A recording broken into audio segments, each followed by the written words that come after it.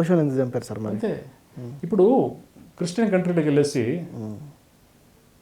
క్రైస్ట్కి Christianity తెలియదు, మీకే తెలుసు అంటే మీరు ఎదలరా బాబు అని నేను చెప్పడమే.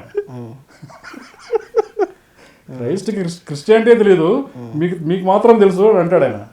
ఎట్లా ఉంటుంది క్రిస్టియన్ కంట్రీలో వెళ్ళి పెద్ద హెక్టార్ల ల్యాండ్ కొనేసి అక్కడ ఏం జరుగుతుందో ఏం తెలియడం లేదు. ఆయన వెళ్తే రోడ్డు మీద 99 రోల్స్ రాయిస్ కార్స్ వస్తున్నాయి. ఎంత జలసీ ఉంటుంది. దేశం కానీ దేశం నుంచి వచ్చి గడ్డ వేసుకున్న వ్యక్తి మా దేశంలో వచ్చి నాకంటే ఎక్కువ ఫాలోయింగ్ ఉంది, నాకు లేవు 99 రోల్స్ రాయిస్. ఎట్లా ఉంటుంది జలసీ ఎంత. సో ఏదైనా సరే మాస్టర్ ఎప్పుడు ముక్కుసూటిగా మాట్లాడతాడు, సత్యాన్ని సత్యంలాగే మాట్లాడతాడు. దాన్ని దొంగ తిరుగులాగా ఇంకో రకంగా వాడికి అర్థం కావాలని చెప్పేసి నిచ్చెన ఎప్పుడు దిగడు. నువ్వు నిచ్చెన ఎక్కాల్సిందే సత్యం వైపు. నిచ్చెన పైకి ఎక్కితే సత్యం ఉందనుకుంటే మాస్టర్ ఎవడు కిందికి దిగి నీకు చెప్పడు నీ ఫ్రీక్వెన్సీకి. నువ్వే ఫ్రీక్వెన్సీ అందుకోవాలి. అంతా వెయిట్ చేస్తాడు ఆయన. నీకోసం అన్ని ఇబ్బందులు పడతాడు, తప్పదు. ఈ ధ్యాన జగత్ కోసం పాటుపడిన ప్రతి ఒక్క వ్యక్తి కూడా ఇబ్బందులు పడ్డాడు. చాలామంది పడ్డారు, ఎంతోమంది, ప్రతి ఒక్కరు పడ్డారు. దయానంద సరస్వతి అందరూ పడ్డారు, అందరు ఇబ్బందులు పడ్డారు. కొంతమందికి ప్రాణాలు తీశారు. ప్రైమ్ మినిస్టర్ ఆఫ్ టిబెట్ని తోలు తీశారంట పబ్లిక్లో. స్కిన్డ్ ఈ కాలు ఒక జీపు, ఈ కాలు ఒక జీపులో ఒకటి ఆపోజిట్ రన్ చేశారు. ఎలా ఉంటుంది? మొఘల్స్ టైంలో ఇక్కడున్న స్పిరిచువల్ మాస్టర్స్ అందరూ చంపేశారు. భారతదేశంలో ఆధ్యాత్మిక శాస్త్రం తెలిసిన వీటికి తెలుసు అంటే చాలు పబ్లిక్లో చంపేసేవాళ్ళు. అతి కిరాతకంగా, అది కూడా అతి కిరాతకంగా చంపేశారు జలస్తోనే. టిబెట్లో ఉన్న స్పిరిచువల్ మాస్టర్ అనేసరికి అందరూ చంపేశారు పబ్లిక్లో. అన్ని, ఏది ప్రైవేట్లో కాదు, అన్ని పబ్లిక్లో జరిగాయి. అంటే why they created that kind of reality అని. ఇప్పుడు నువ్వు ఏదైతే గొప్ప అని అనుకుంటున్నావో ఇంకో యాంగిల్లో నేను గొప్ప అనుకునే వాళ్ళు ఇంకో ఫ్రీక్వెన్సీ ఉంది.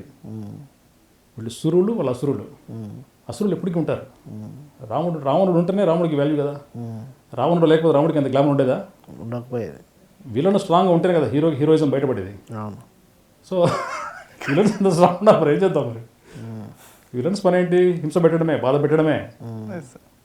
హీరో తన హీరోయిజం చూపిస్తూనే ఉంటాడు, చచ్చిపోయినా చూపిస్తూనే ఉంటాడు. కరెక్ట్. మనుషుల భావాల రూపాల్లో, కరెక్ట్, మెమరీస్ రూపంలో హీరోస్. వాళ్ళంతా హీరోస్ అంతా రియల్ హీరోస్. కాబట్టి హింస పెట్టేవాళ్ళు ఎప్పటికీ ఉంటారు, కానీ తిరిగి వీళ్ళు హింస చేయరు. Because their frequency total different.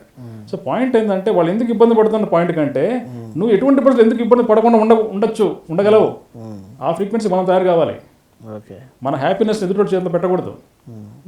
నా అన్హ్యాపీనెస్కి కారణం ఎదురు కాకూడదు, నాకు నేనే కారణం, అంతే.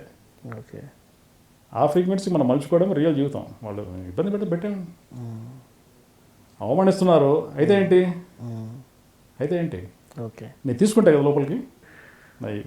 Highly guarded. జైలుకు సెక్యూరిటీ గార్డ్స్ ఉన్నట్టు నా ఫ్రీక్వెన్సీ కూడా హైలీ గార్డెడ్. నేను తీసుకోవడంలా. నేను నా మెరిడియన్ నుంచి బయటికి రావడం లేదు, నా సెంటర్ నుంచి నేను బయటికి రావడం లేదు. అందుకే మనం చెప్పాను, సమురాయ్ గురించి చెప్పాను.